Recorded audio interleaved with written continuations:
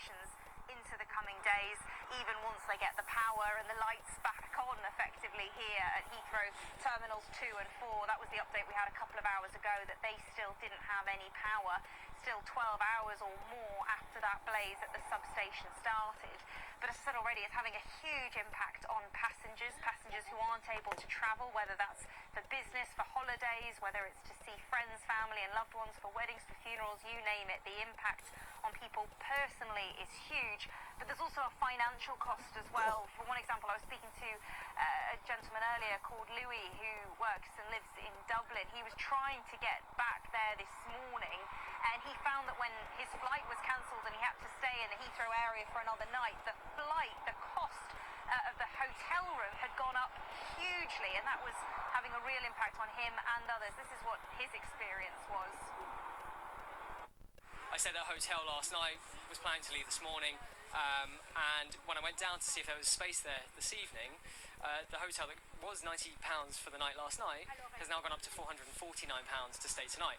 And it's this feeling of, being stranded and not knowing where to go, and there's no other flights out of London today. I know that Ryanair have put some emergency flights on, but they're all very expensive, and that involves, going down to another airport, and it's the time involved, and it's just too much. So I've now had to pay £300 to stay at another hotel near the airport, and I just wasn't expecting this.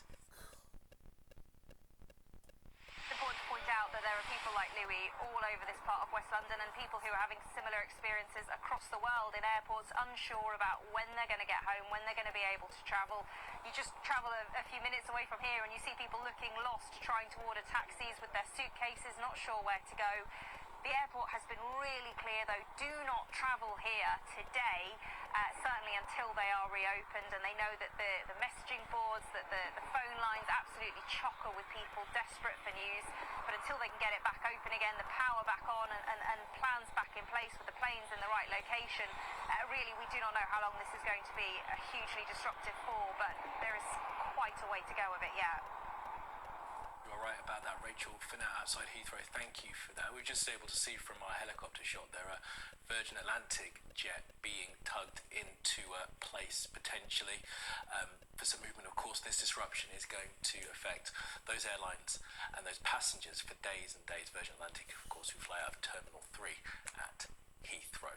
Well, the Prime Minister has acknowledged the impact of what's happened. He wrote on social media, "I know the situation in Heathrow is causing distress and disruption, especially for those travelling or without power.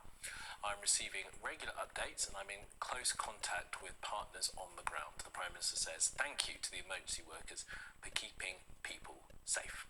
Right, let's bring in our political correspondent Liz Bates, who is in Westminster for us and joins us now live. Afternoon to you, Liz. So what's Number 10 been saying? Well, yes, we've heard from Number 10 just in the past hour or so. I've been in to get a briefing alongside other journalists. So I think there are a couple of elements to the government's response to this. First of all, of course, the immediate reaction. Now, what Number 10 are saying is, first of all, they are urging caution in terms of speculation about what could have started this fire and the knock-on effects that it's had, because what they say is that this is still ongoing, and the emergency services on the ground are still trying to get a hold of the situation. So it's important that that is a priority. Beyond that, though, they do say there are questions to answer when it comes to the issue of how a small fire has created such a huge issue and shut down a European transport hub in the UK. So I think there will be broader questions to answer beyond today. When it comes to the immediate response, as you might expect, lots of different government departments involved. Primarily it's being coordinated from the Cabinet Office, the Transport Department and the Department for Energy as well. Number 10 involved. They are speaking to people on the ground. Of course, part of the response is being led by Counter-Terror Police. Again, Number 10 urging caution on that. We heard from the Energy Secretary this morning, there is no evidence yet of foul play, but what they say is this is a live and moving situation, so nothing can yet be discounted. Look, I think there will also be an issue in terms of the government response around what to do on stranded passengers. That may be something that we hear something on from the government over the next few hours. We do expect to hear from the Transport Secretary, Heidi Alexander. That deadline of reopening the airport at midnight, I think that is a goal at the moment. The other issue, of course, is will the government convene an emergency meeting of COBRA? That is often how they respond to emergency situations like this, to bring together all the government departments. It does sound like that is happening already informally. If we do get confirmation on that this afternoon or later into the evening, we will of course let you know as soon as we do. Good stuff. All right, Liz, appreciate that. We'll speak to you again later on this afternoon. Right, let's take a look at how some of the airports around the country are dealing with this. Of course, those flights that may have been going into Heathrow diverted to other places, and one such place is Manchester International.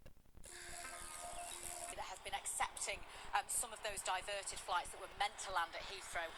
Earlier, Manchester Airport this morning have accepted several flights, including planes, British Airways planes from destinations including Nairobi and New York. They've accepted an Emirates flight that was meant to be coming in to Heathrow from Dubai. And more recently, there's been an Ethiopian Airlines plane that has landed here as well. I've been speaking to some of the passengers that have just been coming into the terminal here now. They said they were initially told they were meant to be diverted to Gatwick, and then all of a sudden they went to Brussels. Some of them were held on the tarmac at Brussels for hours and then suddenly turned up here at Manchester. The airlines have been putting on coaches to try and get some of those passengers back down to London, 200 miles away where they were expecting to go.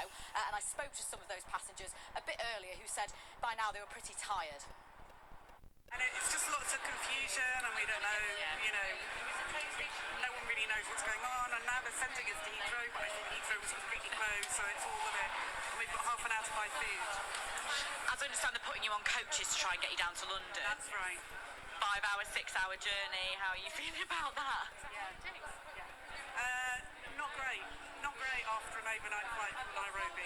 But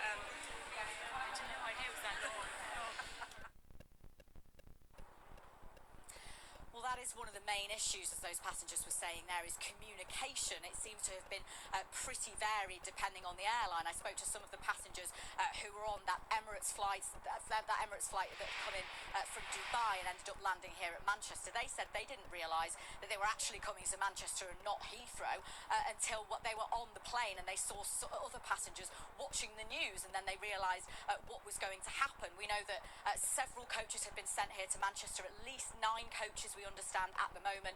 The airlines have been calling round coach companies since 4:30 this morning, trying to get them to come here and collect those passengers. So for many of them that are arriving here in Manchester, not 200 miles away in London where they expect it to be, there's still a long day ahead for them. In Manchester, thank you for now, and we'll be back with you, of course, for an update from Manchester later on this afternoon. Well, let's bring in Elizabeth Brosh. She's a senior fellow at the Atlantic Council Centre for Strategy and Security and joins us now live. Elizabeth Brosh, thanks very much for being with us. It's always good to get your expertise on these sorts of matters.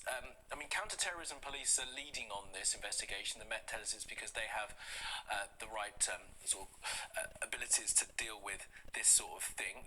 What do you make of what you have heard about this so far, and what may well be the cause? Well, it's extraordinary to see this happening, because I think 3, 4, 5 years ago we would have said, well, it's just a fire. But now, in recent months, we've seen several cases of fire around Europe where it has turned out to be not such an ordinary case, but indeed involving Russia in some way or another. For example, a very recent case in Lithuania where an IKEA warehouse burned, and it turns out to have been instigated by Russia. So we, the general public, have no idea so far what it is.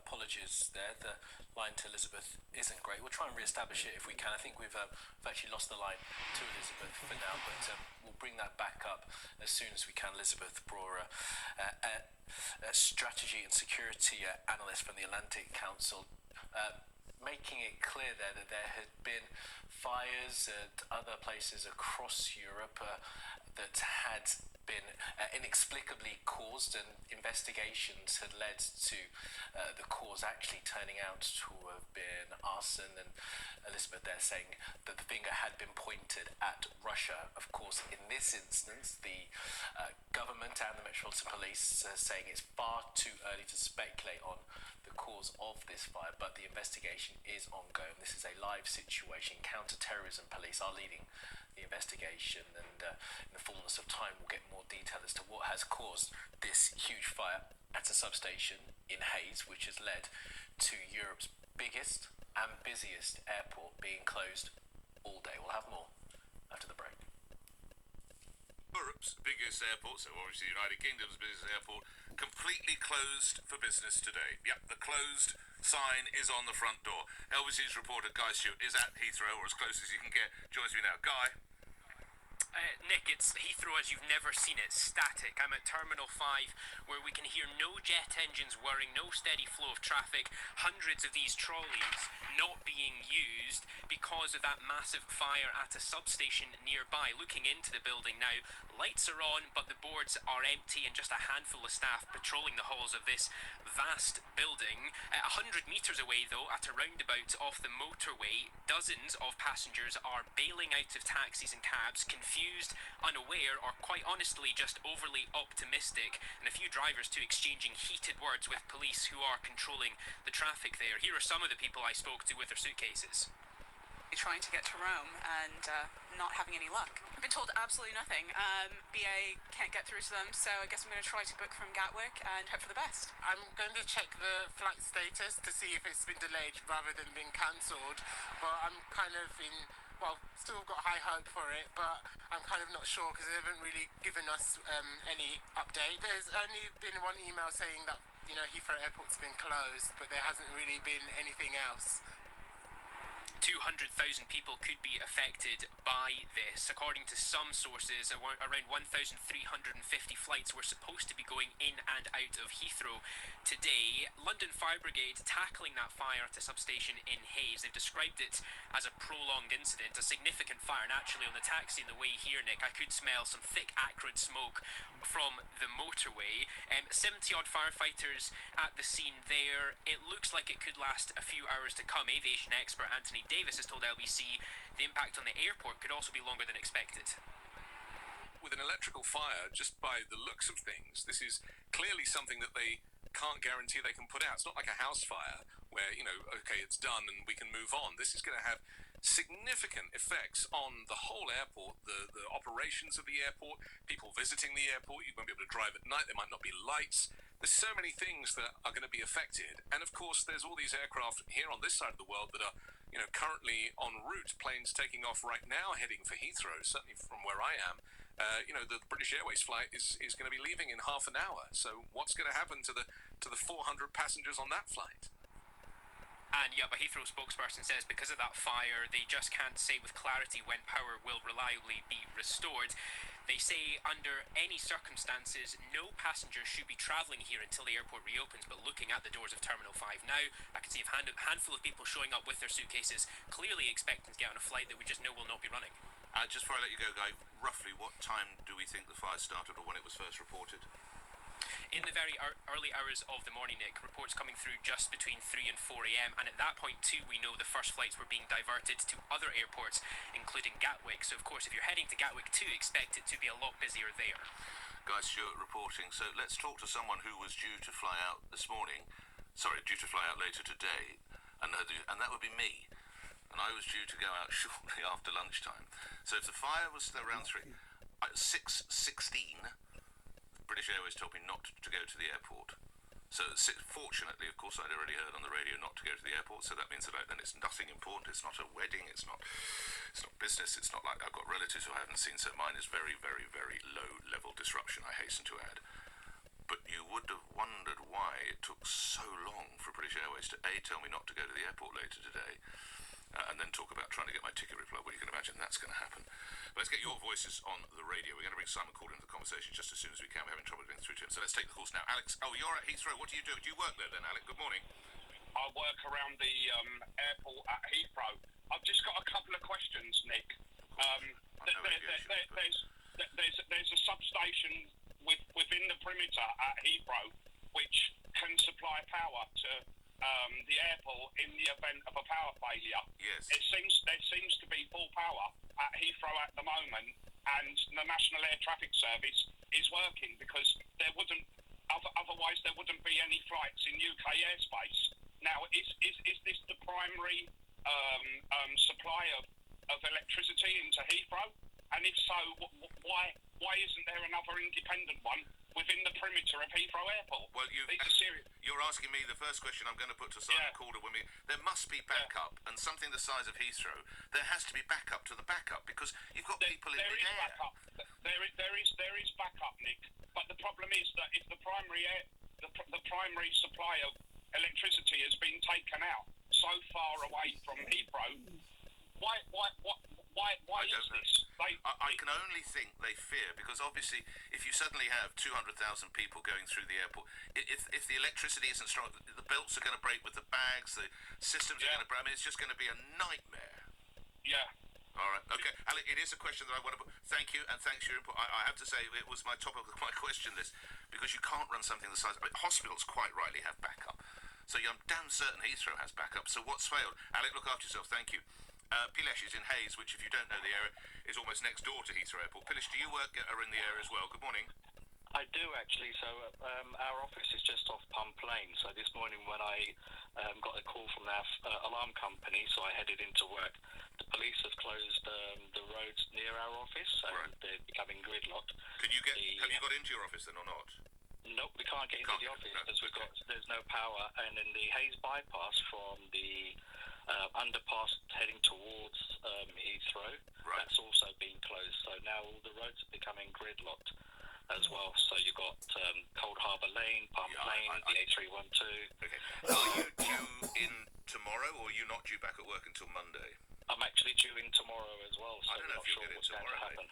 I don't know that you'll get in tomorrow. Exactly. Okay, Pilesh, look after yourself. Thank you. Nigel in Temple Fortune. At least you're not near the airport, Nigel. What do you want to tell me? Good morning. Well, I'm not flying at the moment. Good morning to you. Look, I think there are 2 points I'd like to make. First of all, I find it remarkable that such an important country, such an important city, the whole infrastructure of Heathrow has collapsed. There's nothing in place to get up and running. You know, God forbid we're at war. We're going to say, sorry, we've got no power to fly our warships or our planes. And the second point is, who's going to be made responsible and held responsible for this? And finally, Nick, which is really important, airlines are going to face momentous bills, millions of pounds of payouts because they can't get planes off the ground and flights are delayed. Well, that's another aspect that we will be looking at, which is the impact for the city, of course. Remember, Heathrow is a publicly quoted company, so I would imagine, as and when the market's open, they're going to take a clattering. You can't think it's going to do British Airways much good either, and that's something we need to look at in our regular look at the world of finance. And the two busiest people in Britain at the moment, one is the Director of Communications for British Airways, the second is Simon Calder, doyen of travel correspondence. Of course, you find him at The Independent. The latter joins me now. Simon, outside of events like snow or COVID, ever seen anything like this? Good morning. Good morning, Nick. No, I think the last time you and I were talking about the complete shutdown of Heathrow, and indeed the rest of UK airspace, was the volcanic ash crisis back in 2010. This is just the most unspeakable event for the plans of getting on for 250,000 people who are going to find that they are simply not going to travel anywhere today on one of the 1,351 flights in and out of Europe's busiest airport that was scheduled. It's pretty miserable for tens of thousands of people who are stumbling blearily from various parts of from airports strewn across everywhere from Shannon in Ireland and Reykjavik in Iceland all the way across to Munich and Frankfurt. If you were lucky, you would have been diverted to a UK airport, but they're now pretty much all full up. Manchester, Glasgow, Gatwick, they can't take any more flights. They also haven't got by the way, the baggage handlers and the UK Border Force people there. So people are being, for instance, diverted. The British Airways flight from Accra in Ghana, now in Lyon in southern France, which is bad enough, especially if you're one of the many passengers on board who wasn't expecting to go to Europe and will not have, unfortunately, permission to be there because they don't have the right European visa. Hey Simon, I've got to ask you this. Hospitals have backup. There must be backup generators or even backup to the backup. I know this is early days. We're only about 4 or 5 hours since, but do we have a sense of what's gone wrong here? Well, clearly a massive fire, which you've been reporting on this morning, has caused devastation, and it has simply cut the power to an airport which is completely dependent on electricity for everything from runway lights to IT systems. Heathrow consumes vast amounts of power. Yes, there will have been backup systems, but I guess they simply did not have the scenario where the whole supply from this really important substation would be cut off, and there will no doubt, given that it is critical national infrastructure, be a lot of discussion afterwards about what happened. Meanwhile, British Airways, as you were mentioning, extremely busy at the moment. They were, can you believe this, selling tickets on flights to Heathrow long after Heathrow had said that they... I heard you say this. You're trying to get, I think, from Glasgow. I understand. I mean, that's outrageous. By the way, I was flying this lunchtime. They only told me at 6:15 not to go to Heathrow. Yes, quite. And obviously the worst thing is people who are listening as they are travelling, listening to you, travelling to Heathrow. There's absolutely nothing they can do. If you've got people coming into Heathrow, they won't be here any time soon. Now, Simon, lastly, one thing I've learnt from you, of course, is what you call the knock-on, because now we're going to have many, many planes where they shouldn't be and crew where they shouldn't be, or whatever. I mean, this is a length of string question, lastly, Simon, but how long before they get this right? Right, well, British Airways is going to take certainly the rest of the weekend, and that assumes, Nick, that things get switched on and everything is running as normally as it can tomorrow. I think it will probably go into next week on BA specifically, maybe Virgin Atlantic as well. For the foreign airlines, it's not so bad because Heathrow isn't such a complete part of their business, and so I'm afraid if you're on BA, if you're on Virgin, if you're due to travel anytime in the next 3 days, I would be prepared to find out that things are going to be disrupted. And meanwhile, just remember, air passenger rights rules are on your side. The airline has to get you to your destination as soon as possible. However, that's easier said than done. Even when flights come back on, the people who are booked on them take priority, and everybody else is going to be scrabbling around for the last few remaining seats. I always enjoy speaking to you, Simon. Here in the UK, Heathrow Airport has announced it will be closed until midnight local time tonight. This after experiencing a major power outage as a result of a fire at a nearby electrical substation. Passengers are being advised not to travel to the airport and to contact their airlines for information. Thousands of homes in the area around Heathrow have been left without power, and around 150 people had to be evacuated as fire crews battle the blaze in Hayes in West London. Residents have been urged to keep their windows closed. Today's total closure of London Heathrow Airport will affect more than 1,300 flights globally, this according to data from Flight Radar 24. At the time of the announced closure, there were 120 aircraft in the air that had to divert to alternative airports or to return to their origins. Well, our business reporter Nick Marsh joins me now. Nick, bring us up to date on the latest developments. Well, that fire which broke out late on Thursday night in Hayes, a West London suburb, is still being battled by local firefighters. Like you said, around 150 people had to be evacuated, thousands left without power. Clearly, Heathrow Airport is so reliant on the power substation that this fire affected that it's going to have to close for the entire day. Now, we know that airports sometimes have to close for hours at a time, sometimes half a day, but closing for an entire day is really very, very rare. And it's not just any airport we're talking about. This is Heathrow Airport, Europe's busiest. Some estimates put it as the second busiest in the entire world, just behind Dubai. 83 million passengers passed through Heathrow Airport last year. 230,000 passengers go through Heathrow Airport every single day. And like you said, those 1,300 flights that take off and land every single day as well. So to close any airport for an entire day is disruptive, but to close an an airport like Heathrow for the entire day is hugely disruptive. Indeed, and we are hearing about some of those flights that were in the air at the time that the closure was announced. They either returned to their home airports, their origin airports, or diverted to other airports in the vicinity. London Gatwick and Manchester are accepting some of the flights, but airports as far away as Paris, Frankfurt and Shannon in the west of Ireland have also been accepting flights that had been bound for Heathrow. And the knock-on effect with aircraft outside or far away from the positions that they were expected to be in, air crews also perhaps stuck far away from their bases, far away from their homes, the impact is likely to be felt for many days ahead. Isn't that right, Nick? Yeah, that's exactly it. So airlines at the moment are doing pretty much what they can. We've reached out to several airlines here in Asia and Asia Pacific, also US airlines. They're trying to find a hodgepodge kind of mix of solutions. Some planes being diverted to Paris Charles de Gaulle, some to Gatwick. We just had a statement actually from Gatwick that said 7 flights have been diverted there. Flights from Singapore, Lagos, places like Cape Town, Doha. We also know several US airlines have had to turn their planes back. Some have a flight from San Francisco stopped in Washington, that was bound for Heathrow, some stopping in Ireland, like you say. But the fact is that not only is this going to cause huge inconvenience for the passengers who are on board those flights, landing in a place that isn't Heathrow, sometimes not even the UK, it's going to cause huge amounts of problems for future passengers, because if a plane is in Paris when it's supposed to be in Heathrow to pick up the next set of passengers that evening or that next day, well, it can't do that. So these passengers are also going to have their flights delayed at the very least and probably cancelled. Crew as well, they have a certain amount of hours that they can work as well, so I don't know how these disruptions are going to bleed into that, but it's certainly not going to be over at midnight London time tonight. These problems are going to go on well into the weekend and possibly into next week as well. Indeed, the days ahead of us will be interesting. Just stay with us, Nick. I'll bring our viewers some updates that we've had from certain airlines. British Airways, the biggest airline operating from Heathrow Airport,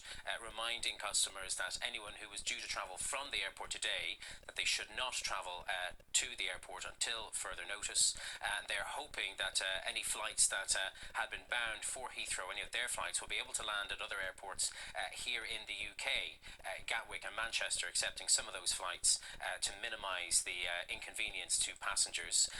We've had a statement from Air India saying that its operations to and from Heathrow have been disrupted following the temporary suspension of operations at the airport. Flights from Mumbai, a flight bound to Heathrow from Mumbai turned back to Mumbai. A flight from Delhi has been diverted to Frankfurt Airport.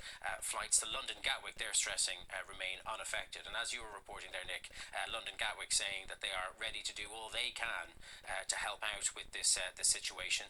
And one can only begin to estimate the extraordinary cost that airlines are going to be facing to help look after their passengers and get their operations back on track. Flights that we know for sure have been cancelled. Then you've got the flights that are in the air that are having to be diverted. So then you ask yourself, well, who is going to provide accommodation for these passengers that have been affected? Who's going to provide food? And ultimately, who's going to pay for the compensation? Because passengers are entitled to compensation when they face such severe travel disruption like we're seeing today. The airlines will argue that it's not their fault, because this is, after all, a fire at a substation near Heathrow Airport. Heathrow Airport, well, there'll be questions asked of it, given the fact that it's clearly so reliant on this specific power substation that all operations have to be closed for an entire day. So who exactly is going to pay is an interesting question. We do know, though, of course, that the cost is going to be significant for the passengers, for the airlines, and for Heathrow Airport ultimately as well, and for the airports as well that are having to pick up the slack. Indeed. Nick Marsh, thank you very much for that update. And let's update our viewers on the breaking news, the closure of Heathrow Airport. It will remain closed until at least midnight tonight. This because of a fire at a nearby electricity substation that's been burning, I'd say, for about 6 hours now. It's knocked out power supplies to thousands of